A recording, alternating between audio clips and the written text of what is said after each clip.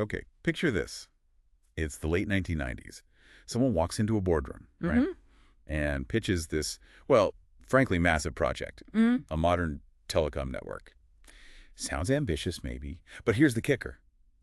It's for sub-Saharan Africa. Right, and back then, the reaction wasn't just skepticism. No, it was outright laughter, dismissal. I mean, the big telecom players, they basically said, Africa, too poor, too unstable, too risky, complete write-off. It really was the prevailing wisdom and a near universal belief that this kind of modern infrastructure just wasn't feasible there. Not a calculated risk, just impossible. Exactly. And then boom, 1998.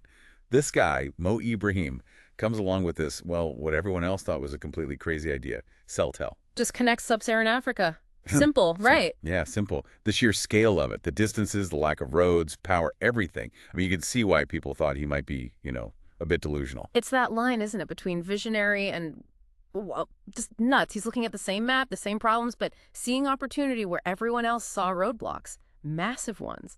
And this wasn't some huge corporation deciding to take a punt. Celtel started tiny, like a side project almost. Yeah. Small team, big idea, but zero experience actually building something like this. Right. And the established companies, they weren't just unhelpful. No, they were actively like, don't do it, it'll collapse. It's like trying to build a skyscraper and having all the experienced engineers tell you the physics won't work. Which sometimes, that outsider perspective is exactly what you need. They weren't bored down by the this is how it's always been done mentality. So true. And funding. Forget about it initially. They scraped together, what, $16 million? Yeah, $16 million to start. Which sounds okay, but for a Pan-African network, peanuts. Totally. Over 5 years, they did manage to pull in $415 million, which is staggering. But get this. It was all equity. Every single cent. All equity, because the banks wouldn't touch it. Ran screaming, Africa, Telecom, too scary. They treated the whole idea like it was radioactive. That lack of debt financing, it just screams how high the perceived risk was. It forced them to be incredibly convincing, incredibly lean. So, okay, here's the setup. Universal doubt. Banks running scared, tiny team, huge ambition. And yet, this little company, Celtel, somehow explodes. By 2005, they've got 24 million subscribers, 13 countries. Astonishing growth. And then the punchline. They sell the whole thing for $3.4 billion, leaving this legacy that's still playing out today. Wow. And that, right there, is what we're diving into today. Your sources map out this just unbelievable journey, our mission, to figure out how. What were the key moves? The decisions that let them succeed when everyone, and I mean everyone, said it was impossible. What can you learn from building something huge against that kind of headwind? Exactly. We're looking at a masterclass in defying expectations, building something vital, transformative, when all the smart money said no way. It really challenges how we think about risk, about opportunity. So what was the spark? What really drove Mo Ibrahim? According to the sources, it wasn't just business, it was personal. He actually said, being African, I felt I needed to do something for my people. I had a debt to pay back. That's powerful. It gives you a whole different perspective on their motivation, doesn't it? It wasn't just about the bottom line. There was this deep sense of purpose, of wanting to contribute something back. Absolutely. But, good intentions don't magically put up cell towers. No. They were small, learning as they went, no help from the big guys, like we said, building the plane while flying it. And having only equity investors breathing down their necks. Well, that must have created intense pressure to deliver, to prove the doubters wrong constantly. Now, here's something that really defined them. Their stance on corruption. It was almost fanatical. Ibrahim insisted. Only transparent. Open auctions for licenses, period. No dodgy deals, no brown envelopes. In some of the places they were going, that was, well, revolutionary isn't too strong a word. It really was. Think about the temptation, the pressure maybe to just grease a few palms to speed things up. Their refusal to do that, it says a lot about their core principles. They even had this internal rule, right? Anything over $30,000 needed board approval. Talk about tight control. Serious discipline. And it wasn't just talk. There's this story about Ahmed Salim on the board personally stepping in to shut down bribe attempts, calling it an embarrassment to Africa. That takes guts. And that ethical line, it wasn't just good morals, it turned into a real strategic plus. How so?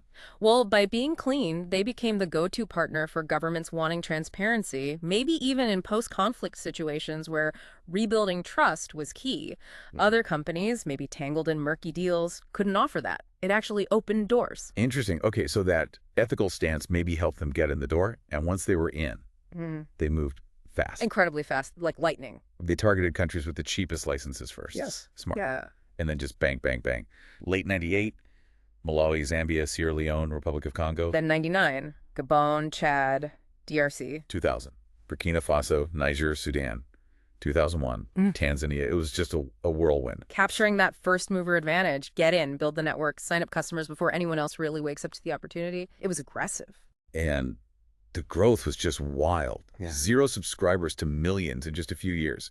By 2005, we're talking over 5.2 million people connected across those 13 countries. Just to list them again, Burkina Faso, Chad, DRC, Republic of Congo, Gabon, Madagascar, Malawi, Nigeria, Sierra Leone, Zambia, Sudan, Uganda. It's a huge footprint across the continent. They weren't testing the waters. They dove right in. And it proved undeniably that the demand was there. People were desperate for this connection. But connecting them, oh man, the logistics. It wasn't like rolling out fiber in London. Not even close. The challenges were immense, almost unimaginable today. Think about the DRC, the Democratic Republic of Congo. Sources say basically no roads outside the main cities. How do you get heavy equipment, towers, generators, up remote mountains? Helicopters. They had airlift everything. And it wasn't just the gear. They needed their own power, their own fuel dumps. Like one source said, they had to build the network tower by tower, completely self-sufficiently. Just incredible operational hurdles. They essentially had to be their own infrastructure company, their own utility, just to get the telecom part working. And the impact when they did get it working. There's this example. Calls between Kenya, Uganda, and the Congos used to route via Europe. Crazy, right? Cost a fortune. Like $3 a minute. Yeah. Celtel fought for 2 years, apparently, just to get permission for a microwave link across a river. Bureaucracy. Right. But when they finally switched it on, the cost dropped to 28 cents a minute. Yeah. And call volume up 700% in the first week. 700%. Yeah. I mean, that's not just business growth. That's fundamentally changing how people live and work, connecting families, enabling trade. It's a perfect illustration of how basic connectivity unlocks so much potential. It wasn't just cheaper calls, it was building bridges, literally and figuratively. Unbelievable. And then add operating in actual conflict zones to the mix. Right. Sierra Leone. Yeah. See, Sierra Leone was deep in a brutal civil war when Celtel showed up. Rebels took the capital, SCAF got evacuated, but Ibrahim insisted, stay neutral. A very risky move. Totally. They provided phones to everyone. Government, rebels, even the UN peacekeepers. Just walking this incredibly fine line. You could see that going wrong in so many ways. But it didn't. The sources say nobody touched their towers. Why? Because everyone needed the phones. Communication became essential, regardless of which side you were on. So by providing that crucial service to all parties, they kind of made themselves indispensable, protected their own assets through neutrality. Fascinating. And they became the market leader. Quick. It's this amazing lesson in, the power of fulfilling a basic need, even in chaos. Definitely. And it wasn't just about the technology of the towers. They invested in people too, right? Hugely. Built schools, clinics in rural areas, poured money into training local staff engineers, managers. Capacity building. Yeah, and they paid well. European-level salaries, apparently, to attract talented Africans working abroad back home. That's significant. Reversing the brain drain, even in a small way. And it worked. By 2004, something like 99% of their 5,000 employees were African nationals. That's building sustainably. Creates real local buy-in, local expertise, much more than just a foreign company coming in. And we absolutely have to talk about prepaid. Ah, yes, the scratch cards. Seems so simple now, but it was revolutionary then. Those little prepaid cards made mobile phones affordable for people with very little cash. No contracts, no scary bills. And critically for Celtel, no chasing unpaid debts. Guaranteed cash flow. It perfectly matched the economic reality for so many potential customers. It just democratized access. Genius, really. But even with all this success, the growth, the smart moves, getting big-time funding remained a struggle. Those Western banks, still skeptical. Incredibly so. Offering loans, but on terms that were apparently insulting. They just couldn't shake that Africa's too risky mindset, even looking at Celtel's numbers. It's a persistent problem, isn't it? That disconnect between the reality on the ground in emerging markets and the perception in traditional financial centers. So Celtel thinks, okay, fine, we'll go public. IPO. Right. Take it to the market. And the moment they announce the IPO plans, bam, buyout offers start pouring in, unsolicited. Suddenly, everyone wants a piece. Exactly. And in March 2005, Kuwait's OTC, which later became Zain, buys them. for $3.4 billion. Bullion with a B. And the irony, oh, it's rich. The same banks that wouldn't lend Celtel money. They were practically falling over themselves to finance MTC's acquisition of Celtel. Uh-huh. Classic. Once the risk is proven away by someone else's success, then the money flows freely. You can almost feel Mo Ibrahim's mixed emotions described in the sources, like immense pride, obviously, but also this sense of, wow, the adventure ended so fast. It's understandable when you've poured everything into building something like that. Selling it must be bittersweet, even for billions. But the legacy, huge. Celtel didn't just build a network, they sparked this whole ecosystem. Subcontractors, retailers selling scratch cards, repair shops. Creating ripple effects through the economy. Yeah. And at the time they sold, their network covered, what, over a third of Africa's population? A massive footprint. And that infrastructure, even though the name changed, Zain, then Party Airtel, it remained the foundation. They proved the market existed, proved low-income customers would pay for mobile service. Shattered that whole myth. And look what came next. Mobile money? Oh, yeah. M-Pesa, Paga. Africa leads the world now. Hundreds of millions of accounts. Nearly $1 trillion in transactions last year, I think. All built on that prepaid infrastructure Celtel pioneered. It's arguably one of the most impactful financial inclusion stories globally. Yeah. And Celtel laid the groundwork. And the wider impact on investor confidence, on Africa's tech scene in general. Massive. Celtel's success story was one of the big proof points that helped shift the narrative. It showed you could build successful, scalable tech businesses in Africa. It encouraged others. Telecom's now like over 7% of GDP in sub-Saharan Africa. That's a major economic force. Absolutely. It demonstrated the potential and helped attract the investment that's fueling the tech boom we see today. And just to paint a picture with a few country examples. Nigeria, right?